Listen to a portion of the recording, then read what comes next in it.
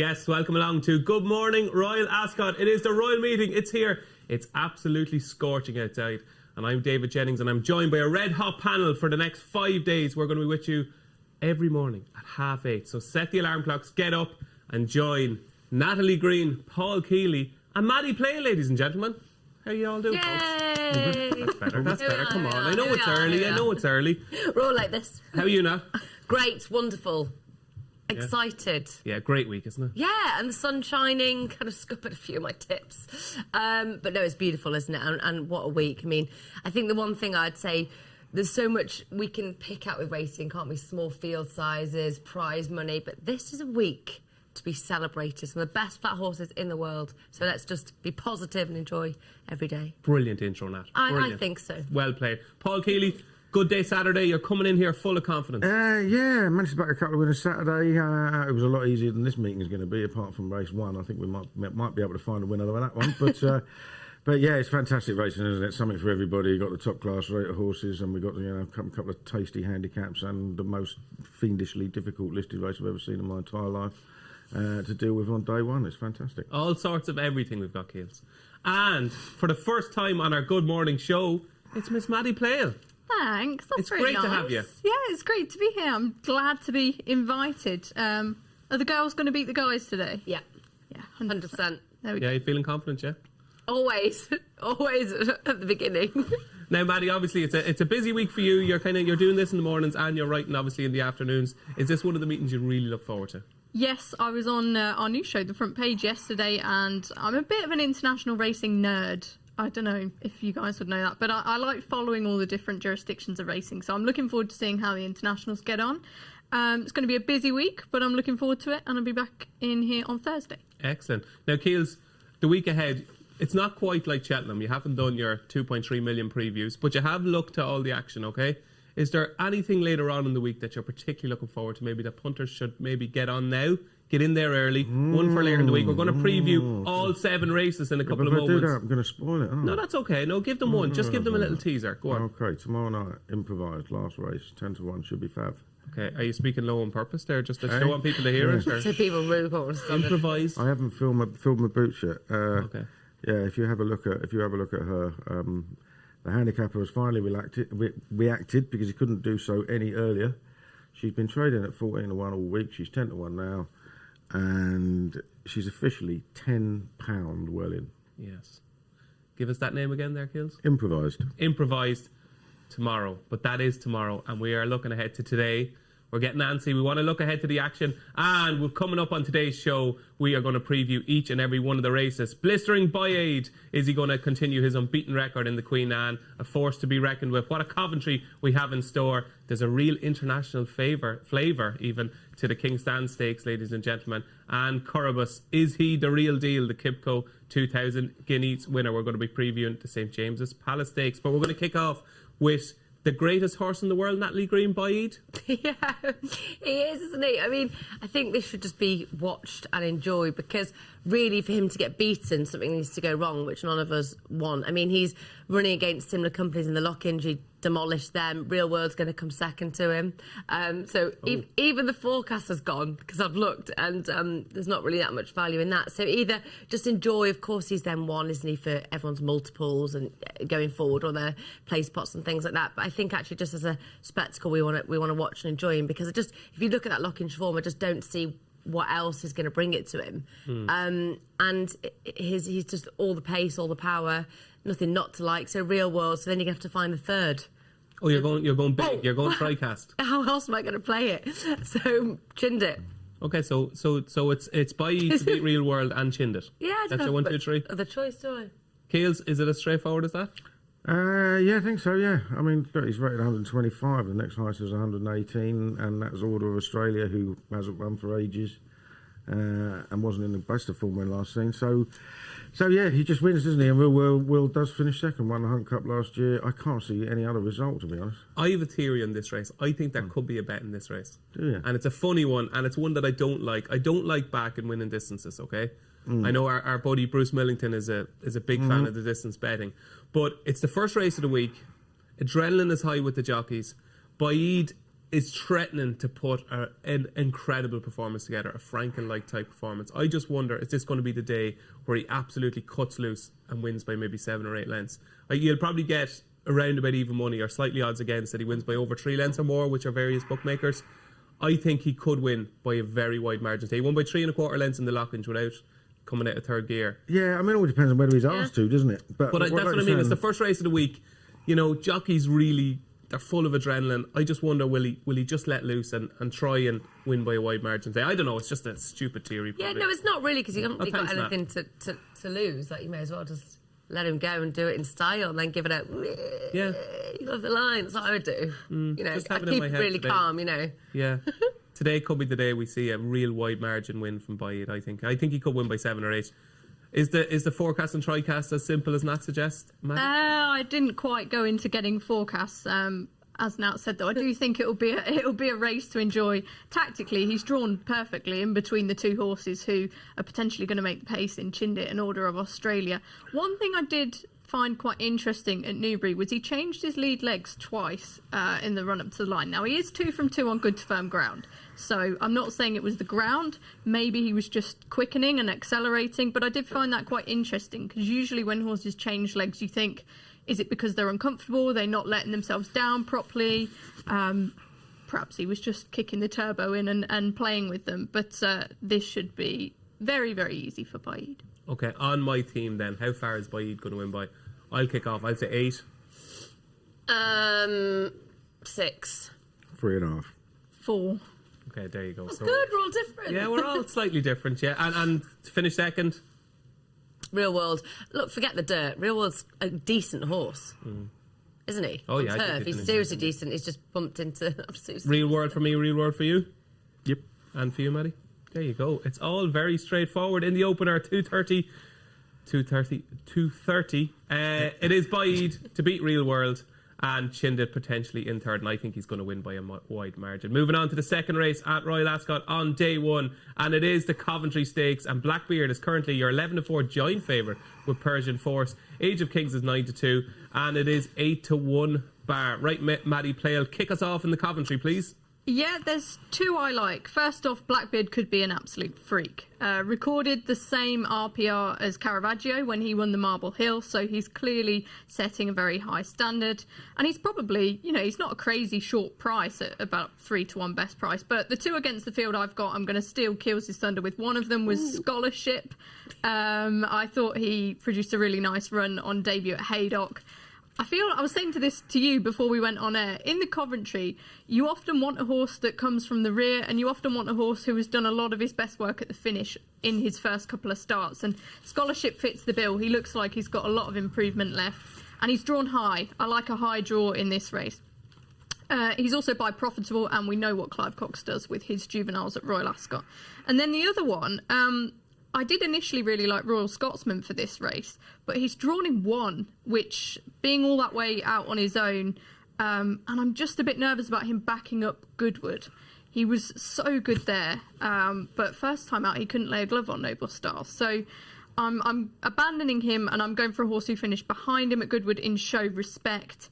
This horse for Brian Meehan, then went on to win at Leicester. Got carried halfway across the track by the second, but still went absolutely a mile clear. Again, by a horse whose progeny do go on. It's not just a straightforward 2-year-old in showcasing, and drawn 13 as well. So I appreciate Blackbeard's very good. Persian Force, I'd be slightly worried about the Hannon form. He's just not had a fantastic season. I think I'd like his strike rate to be a little bit higher.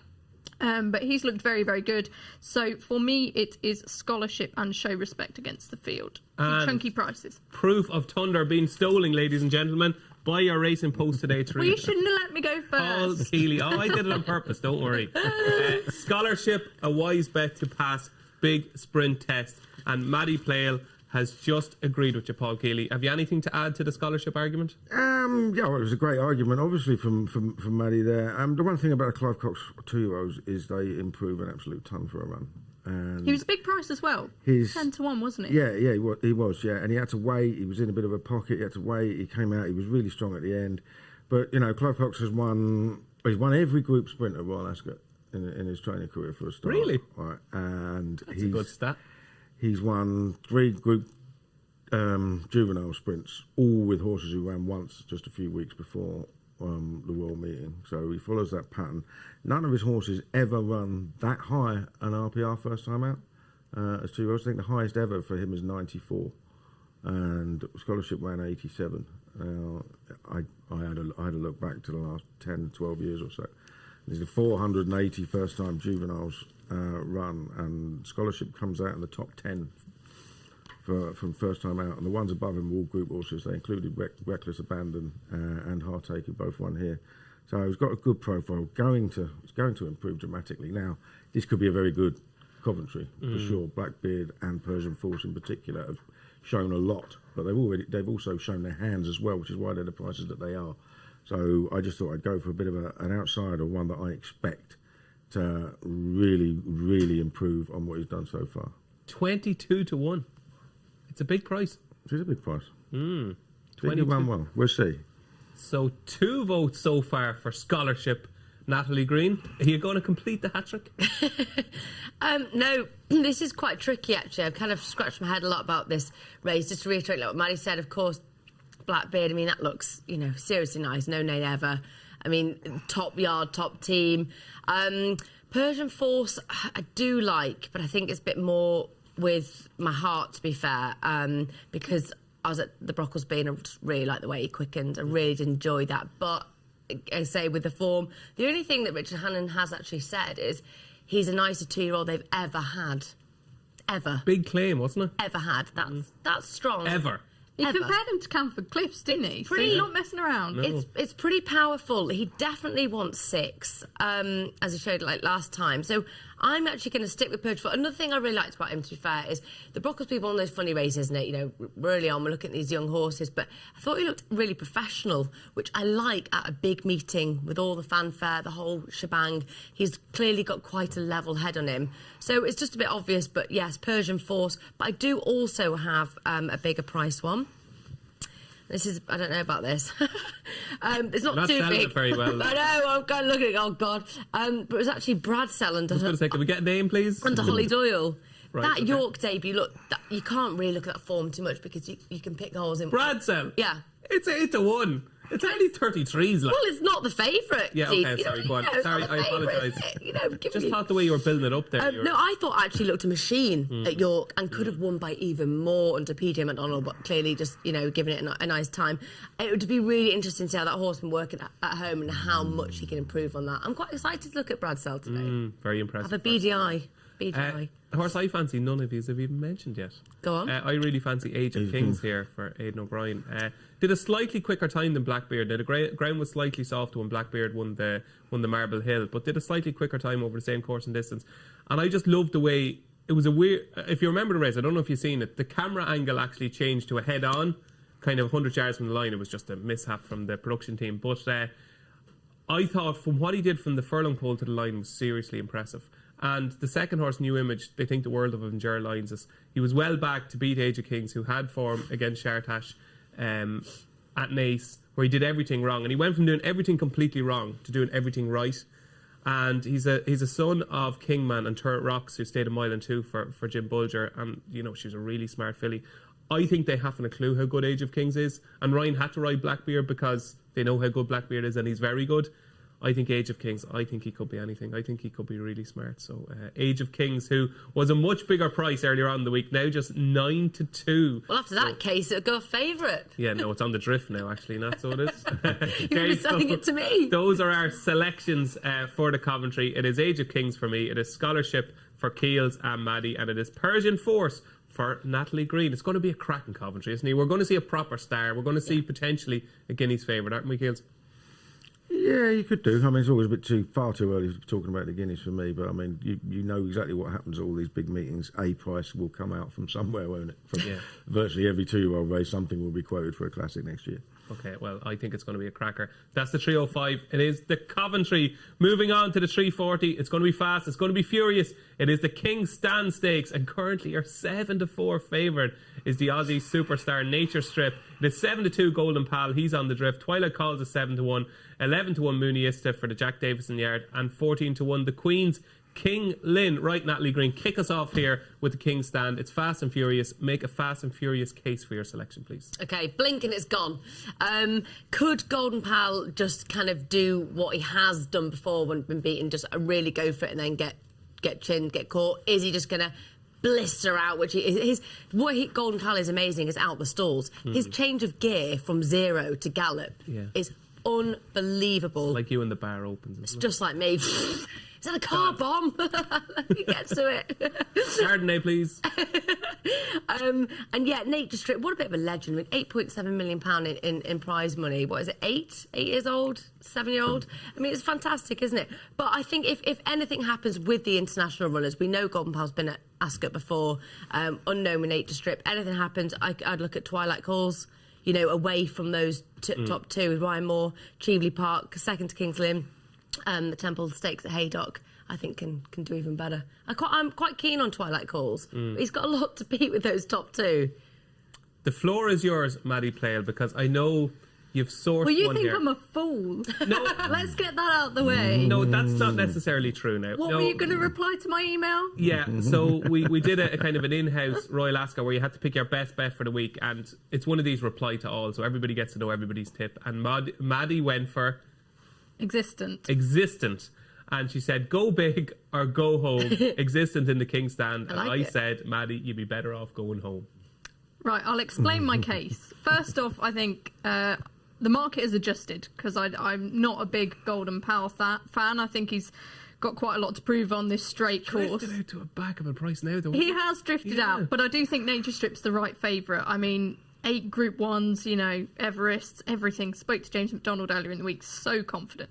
Anyway, my case for Existent. There is shed loads of pace in this race. Nature Strip, if he breaks, he can actually fall out the stalls. Yeah, last time he did as well. Seen him disappoint a couple of times. But Nature Strip, Golden Pals, fast out. We know he just goes from the front.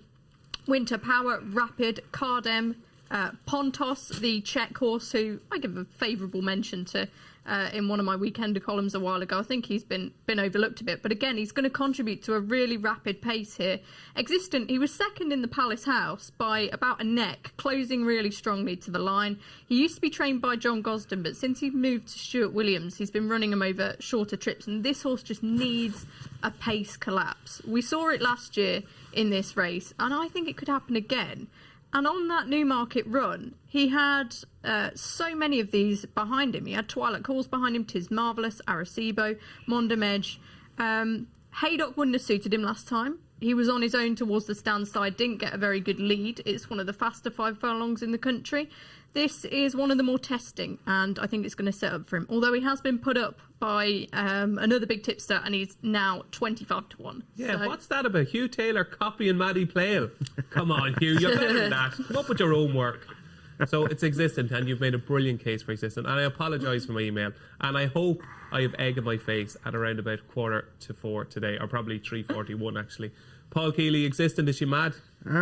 She's not mad. No, of course she's not mad. Well, she is mad because that's her name. Careful. I call her Mads all the time. Very good. Very good. But no, I mean, I'm one of those people. I always try and find a reason to beat favourites, and I could be in danger of backing far too many horses against the two very obvious ones who, if they can run to their BHA ratings, will be first and second with Fresh Air third. Because on all known form, they are miles better than our sprinters. But there are reasons for you wondering about it. Golden Pal's been to Britain twice and got beat twice, and he nearly won the Norfolk, but it was a terrible Norfolk that year. And obviously, he couldn't even last at York. Now, they could also eyeball each other. Right. But if you take the York run out, what price would Golden Pal be? If you just forget about the Nunthorpe, he wouldn't be Why do people do that? Forget about the run. You can't. But he's too big of a price based on one run. Well, no, it's 2 runs. He's got beat both times he's run on a straight track. Yeah, but I think there were more positives than negatives from the Norfolk. Like he traded really short and run. He looked like he was going to get there. And then anything else that ran in that Norfolk would be 2,000 to 1 now, wouldn't they, for this race? You know what I mean? It was a terrible race. Okay. And he still got beat in it. The fact is, he's run twice on straight tracks in Britain and got beat both times. Now, running around the bend, you keep a little bit for yourself, can't you? But because he's so fast and because he wants to get on with it straight away, there's you can see why he's negative. Like, you know what I mean? He'll probably be an even bigger price than he should be just to be placed in the place markets and that, because would you place going to think he'll drop him. It depends. All depends on price. I don't know what it'll be, or actually. I think his clip's going to be edited and used a lot in the next coming week. So we'll have to wait and see. I've always thought Nature Strip should be favourite, but I mean, it's a 7-year-old who's never been out of Australia, and may well be eyeballed by another really fast horse. On those two, before you come on to your selection, on those two, 7-4 and 7-2, Nature Strip and Golden Pal. I know you said the Nature Strip should be favourite, but surely there's far too much between them now in the market. Well, I think we've got unknowns with Nature Strip. We've got known negative with Golden Pal. That's why. And official rating says that Nature Strip's a better horse as well. Okay. Right, so I think to the chase. I think it's right favourite. Anyway, I'll back 2 anti-post, which were Twilight Calls and King's Lynn, but they're drawn 6 and 2, and they're away from the quality pace. I mean, Winter Power is over there, but if she runs like she did at York, she'll cut out a lot quicker than the big guns will. And the other thing is, just had a look, BHA website, they're going to come stand side. It says the stand side is faster. Now, they came stand side at the main meeting here when they said the far side was faster, so they're not going to need much encouragement to actually come stand side. So they could be on their own. So I've come round because I backed Man of Promise for the Platinum Jubilee. Nearly got it wrong. And I saw him running in this as well. Now, obviously, Blue Point won both for Godolphin, and Man of Promise looked really, really good on that Super Saturday in Dubai when he smashed up a case of you, and then he got beat with a very short price next time. And there are an awful lot of horses that have won this race that had never won over 6 furlong, never won over 5 furlong before, because it's such a test, and this will be a real test. And I think he's going to be very, very strong at the finish, and I would give him a chance. But it will not surprise me. Interesting you say that about Man of Promise. I asked Tom Siegel time and time again, who's the best judge in the Racing Post? And sometimes he says Paul Kealy, but other times he says our spotlight writer, Emily Webber. Oh, Emily's fantastic. Yeah. And she's been known as a sprint queen. She's been known as a sprint queen at the Racing Post for as long as I've been there, 35 years. It is a really good each way bet because progressed so nicely in the winter at Maidan. I can see with those connections at Man of Promise, it's a good each way bet. So Man of Promise at the moment is currently, if my eyesight serves me correctly, is that 14 to 1? Yeah. 14 to 1, yeah. So you think that's still a little bit of value? I think it's definitely more value. I think the value's gone out of Twilight Calls quite dramatically. Yeah. And I'm very worried about the draw for King's Lynn, so I'm stuck with that. Nothing I can do about it. If I'm going in again, Man of Promise, and because I'm an idiot and I can't stop myself, I've had a tiny each way bet at 150 to 1 on Mondamedge. Oh no! You should have just bought me a pint instead. Holy God. Mondamedge, really? So you just think he might creep into it? Well, it was 4 places, so yeah, but I can't resist 14 places. 5 furlongs. It's one of those though. How annoyed would you be if he won and you weren't on? Right, exactly. Every time he's won, we've not backed it. Exactly. I love him too. And then every time it's just Montemège is like bane of my life. But hold on a second. And it runs like every week. I managed to watch him go up £20 in the ratings last year and lose money on him. I could be wrong. No, I'm right. This is a Group 1. This is a Group 1, yeah. Did you see him finish at Haydock last time? I did, yeah, I know, but that's Mondamedge. He'll do that to you. Like, no, he can't. 150 to 1. No, he can't. Cash out and buy me He can't, but it's one of those things you just have to do because you're silly. Absolutely. Okay, final selections then. Maddy Playle. The juice has probably gone a little bit out of his price, but I'm still hoping Existent gives us a big thrill. Your first selection? Like, if you had to have a bet now, I think the value in the race is Man of Promise. Nat? Yeah, if Golden Pal goes too hard and Nature Strip doesn't like it, I'm going to stick with my Twilight Calls. Why not? Twilight Calls for Nat, and I think 7-2 about Golden Pal. I'm the forgiving type, Kills, and I think if you forgive that Nunthorpe run, I think Golden Pal, drawn well, he could just lead them in Merry Dance. I think 7-2 is a big price. About Golden Pal, that is the King Stand Stakes at 340. Moving on to the 420, and it is the St James's Palace Stakes, and it is the return of the Quipco 2,000 guineas winner. Curibus, who was absolutely brilliant at Newmarket, although Paul Kealy has reservations about the form, and he will tell you about them in a moment. Currently a 4-6 favourite. My Prospero is 9-2, and it is 14-1 bar. Right, Keels, tell us why we shouldn't believe what we saw at Newmarket. I'm taking two angles from the guineas at Newmarket into this week, and that is that if you swap the draw of the first two, you would have got a different result. I don't know. I don't know. The amount of horses that were running really well and winning from low stalls, races a mile and under on both the Saturday and Sunday tells you that there was definitely an edge there.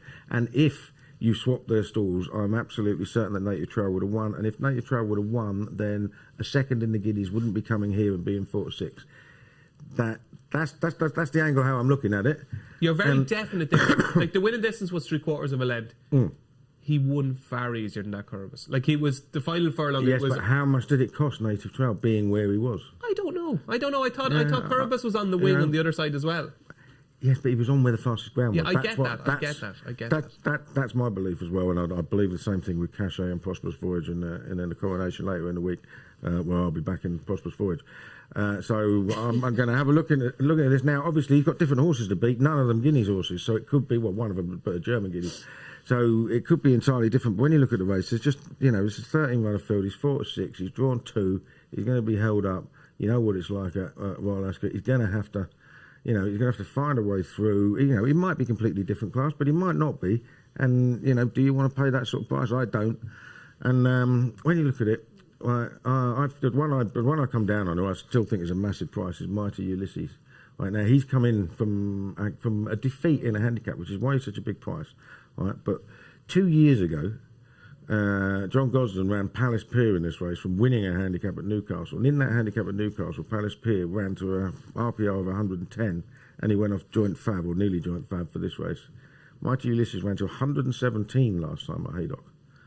Right, just getting beat by Who Put 50 In You in a race where they went off really fast. He travelled beautifully. He went slightly too soon, and Who Put 50 In You, who looked like... Great name, by the way. Yeah, who looked like being well beaten at one point, came and got him in the end. But they still put, in the last furlong, 5 lengths between themselves and the third, which was Outgate. He was absolutely hosed up in a 100 grand handicap at Chester on Saturday. And the fourth, that was another good 3 lengths further away, was a close fourth and a Derby Day handicap at Epsom under a decent weight. So I think that form is really, really strong for a handicap form. And if the Gosdens think this horse is worth the big jump up and trip, and he's 14-1 in an each-way race that doesn't have a massive amount of depth to it, then I like his chances.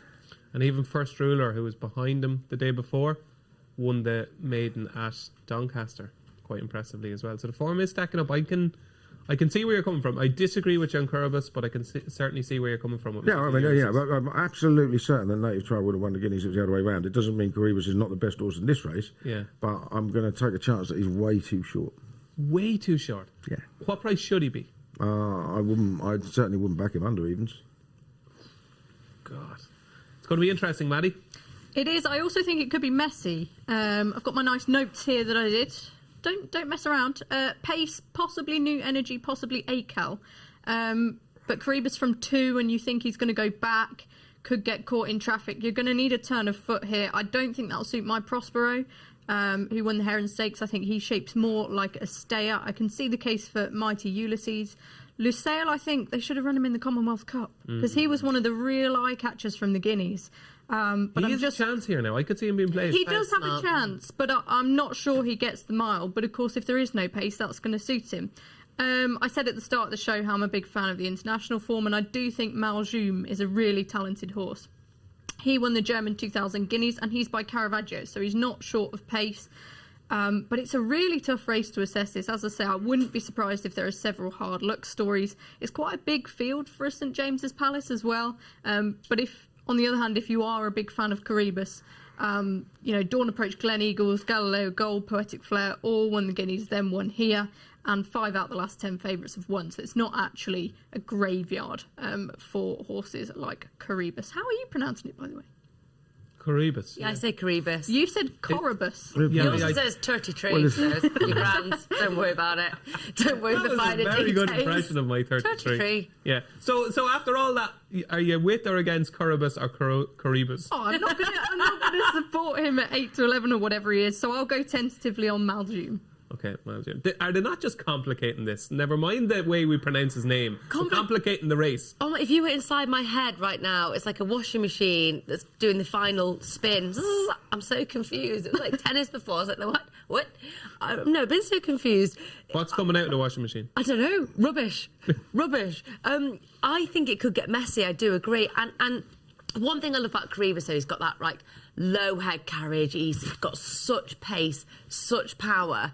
And what I think he's actually going to really enjoy is I think he'll just skip around the home turn at Ascot and then be able to get the boot. But that draw 2, he could be. He needs a bit of luck. You've got to be realistic. He does need a little bit of luck if it does get messy. I think he'd be far more prominent than we think. I think he'll sit third, I think. I mean, look. Yeah, let's be obvious. I mean, William Buick's no mug. We can't worry too much. But I think this is a race. It's really fun to play bigger prices because I do think Coribus is the best horse in the race. I do think he's probably the likely winner. But it's fun to look elsewhere at bigger not fun prices. to lose You don't money, have to though. flatter him, Nat. Just go in. Just go with it. It's so much fun losing money by backing against Coribus. No, it's fun just to. I've just got a few big each ways. I've go put for it. Bark's Shadow in there. Won the commentary on this car 12 months ago. 4th in the Dewhurst at Newmarket. 5th in 2,000 guineas. Look, it's an each way shout. I've currently got about 33 to 1. That would be fun if it does all get messy. What price there? Go on. 33 to 1. 33 to 1. My other each way bet is light infantry. Now you might think I'm crazy with this, but it's 20 to 1. I'll pronounce the price for you there. It's been really impressive on the clock last year. It was 2 from 2. It was plenty raw. I don't mind that if they're raw. They've got to learn. The Guineas was deep waters for the first run back, to be fair. He actually finished off well, coming from really quite a long way back. If you watch a replay, that horse, Light Infantry, was a bit of an eye-catcher to me. I just think he's been a bit of a slow learner. I mean, I'm a slow learner. It's all right. It's okay to be a slow learner. Now on his 4th start, the penny might drop. I just think he's open to a lot more improvement. I wouldn't ignore Light Infantry. David Simcock, Jamie Spencer, running him in this. Look out. Look out. Light Infantry. Yes. He's a good horse, I think. Look 20 out to for 1. this horse. Yeah, he'll travel. I think they're complicating this spectacularly. I don't think that 4 to 6 is the worst 4 to 6 shot you'll get in the world. I don't think this is as good as St James's Palace Stakes as you are making out. We shall see. We shall see. Those are our selections on your screen. I think I'd be fairly confident there's only one winner amongst them, to be honest with you now. There is only one winner on that screen. And I think it's the top one. There you go. Those are our selections. There can't be 2, to be fair, can there? 4 different horses, for God's sake. Yes, that is a very good point, Paul. Thanks for that. It's okay, we've all won with Baid, we can all relax. Those are our St James's Palace Stakes selections with hopefully one winner on the screen. Moving on to the 5 o'clock. And it's getting a little bit trickier here, folks, because this is the Ascot Stakes. And Bring on the Night for Willie Mullins and Ryan Moore is currently our 7 to 2 favourite. Arcadian Sunrise is next in the market at 9 to 2. Pied Piper 15 to 2. Coltrane 10 to 1. And it is 11 to 1 bar. Right. Here we go, folks. Who wants to go first? We have a fan club here from one of the leading contenders. And both of these people cannot even contemplate defeat. Have we got a coin here and we'll toss for it? Have you got a coin in your pocket? Yeah, have a coin? I'll let Keels go first. Go on, Keels, go first. Yeah, Okay. yeah. Heads, go for it. There we go. Right, Now, just say exactly what you said to me before the show. Don't tone it down. No, I won't. Speak the way you I spoke. won't. I cannot understand why Arcadian Sunrise isn't favourite. I think that run at Chester last time was absolutely superb. Staying on 4th to Cleveland. 2 3/4 lengths. Didn't have Harry Davis in the saddle taking £5 off then. If you'd put him on it, you could argue that he might have won. Right, but he's on here. He's taking £5 off from the same mark. Now, Cleveland is obviously 7 to 4 favourite for the last race on the card in a better race than this one. Is it? It is, yeah. Well, it's a 0 to 105 for a start, so yes, it is. And this is, this is not a fantastic race unless a couple of the other Irish ones really step up. Pied Piper, well, for a start, is a 4-year-old who hasn't been a 4-year-old winner since 2009. It's essentially a jumps race, this, isn't it? And if it was a jumps race, he'd be getting £5 weight for age instead of £1.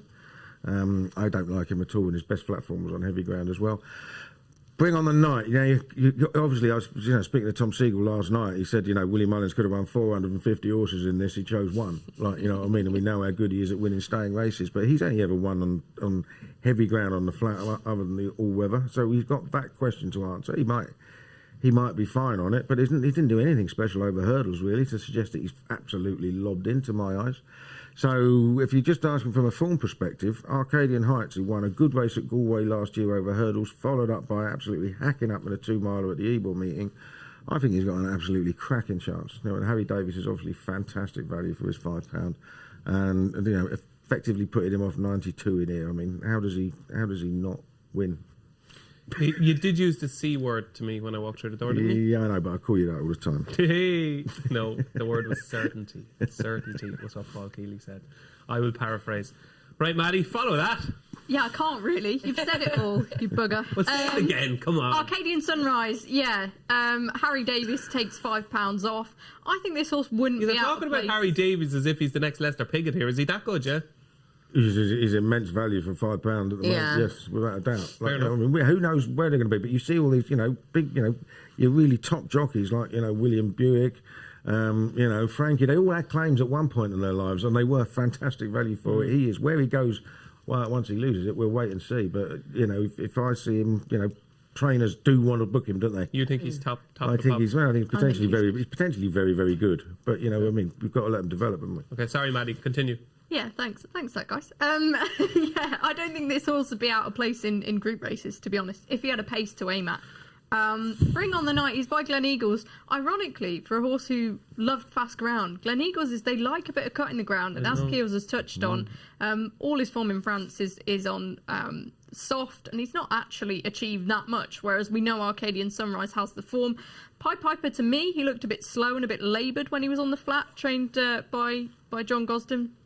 And I just don't think the rest are that good, to be honest. I think Arcadian Sunrise, I did back him for the Chester Cup, and I think he probably would have gone very, very close if he'd have had any sort of pace to aim at. He was shut away.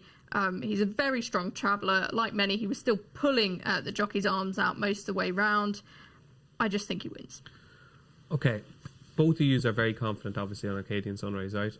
And he runs against my nap of the day, who is Bring on the Night. Just on the ground thing with Bring on the Night, it was on the all-weather when he won at Deauville on his final start in France, okay? So that's obviously not soft ground.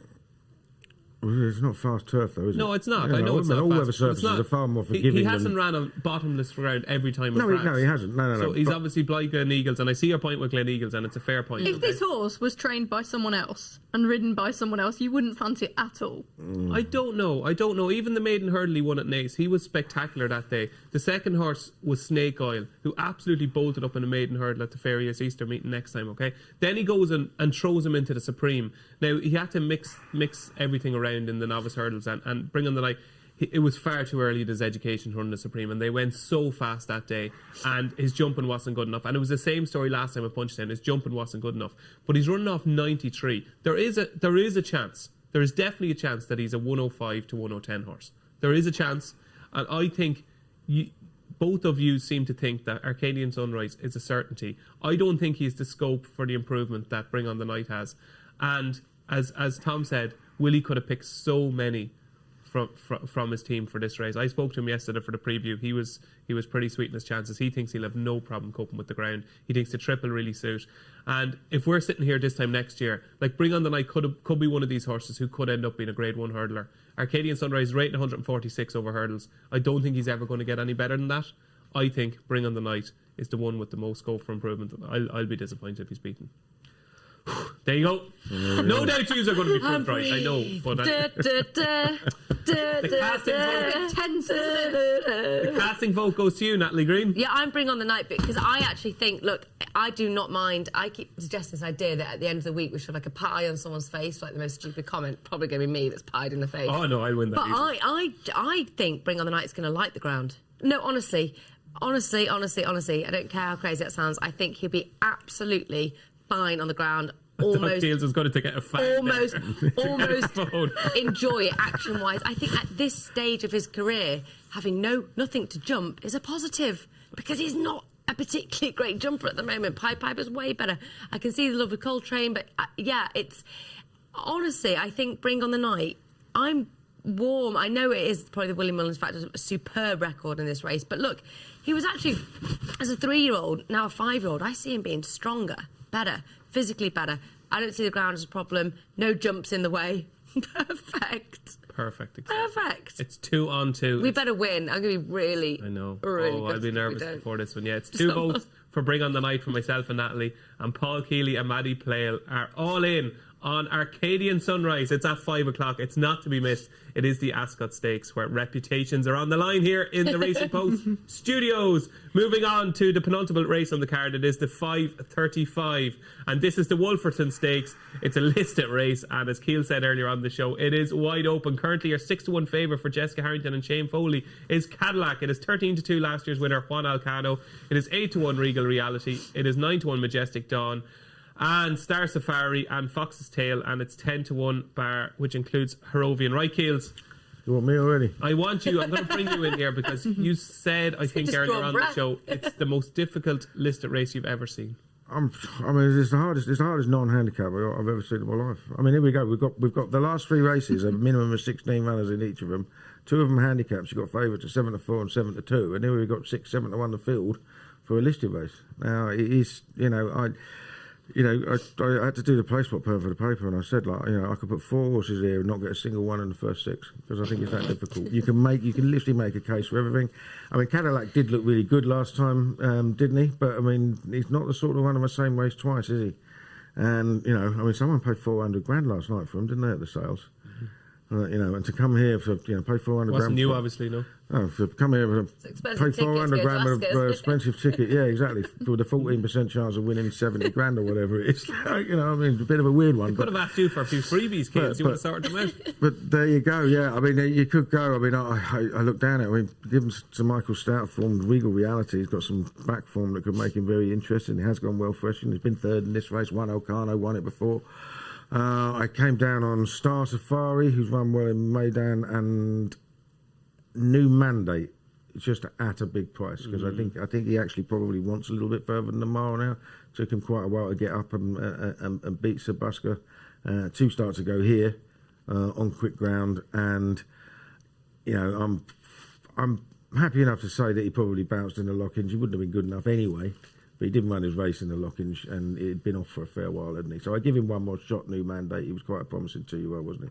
But I mean, it's an absolute guess. If I have a bet, it will be easily the smallest of the week. Is it as tricky as Keels is suggesting that?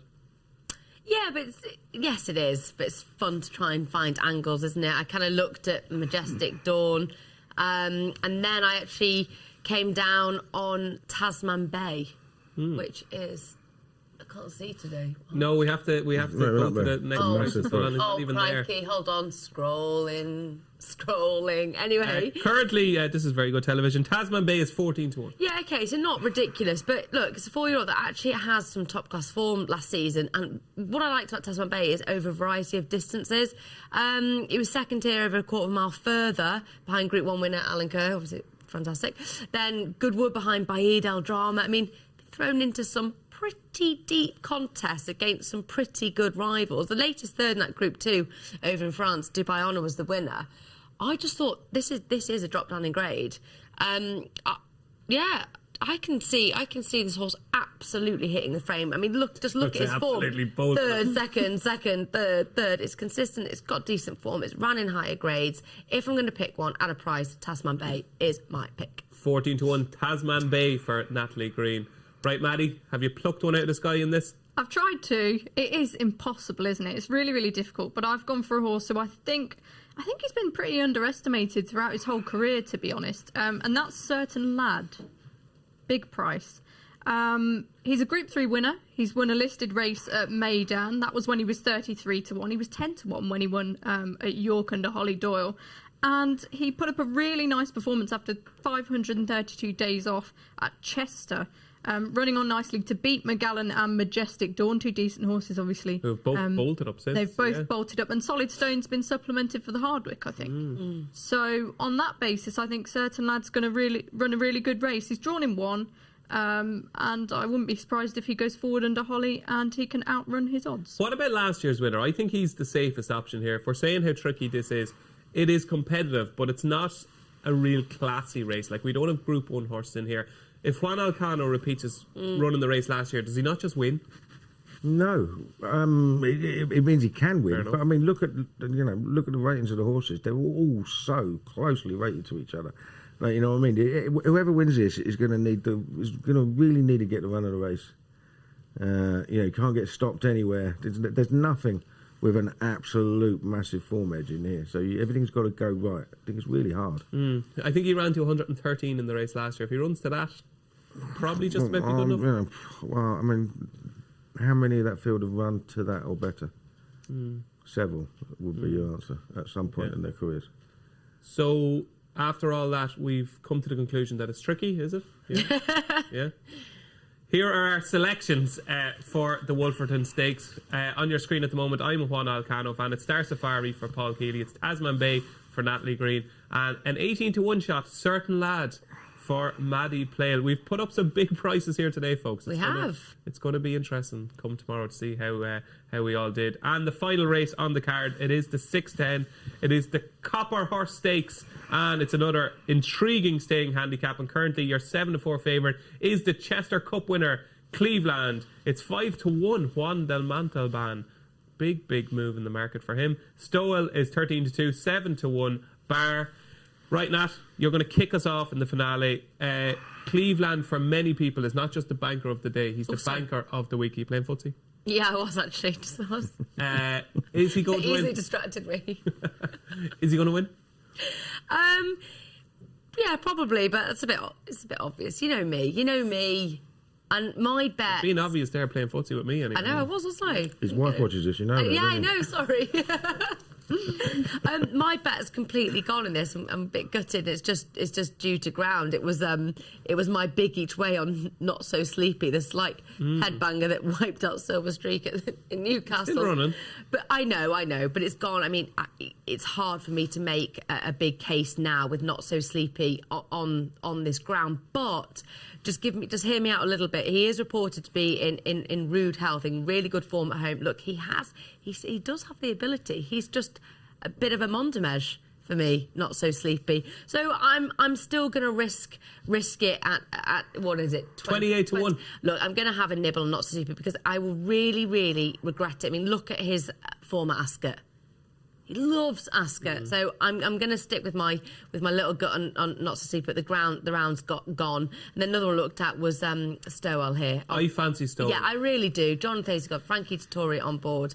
I mean, it was the third in the Queen's Vaso course and distance. Could take a sizable step forward with powerful connections. I can't ignore Stowell. No way. Stowell, of course, is the horse who the infamous maiden performance on the all-weather. Probably should have won that day, but I just don't think we've seen the best of Stowell so far. I think the setup of this race is really going to suit him. The trip is going to suit. I think the track will suit. I think he's got a big each-way chance. But can he beat Cleveland? It's one of those, isn't it? I mean, we all have to accept that Cleveland could be a proper group stayer of the future, don't we? I mean, you know, he did look good at Chester. I mean, obviously Ryan Moore was on fire at the time, as was Aidan O'Brien at the meeting. You know, and everything went right for him. But he's obviously a very, very decent horse. I don't think there's a massive amount of depth in this race. And I did come down on Juan de Montalban earlier in the week.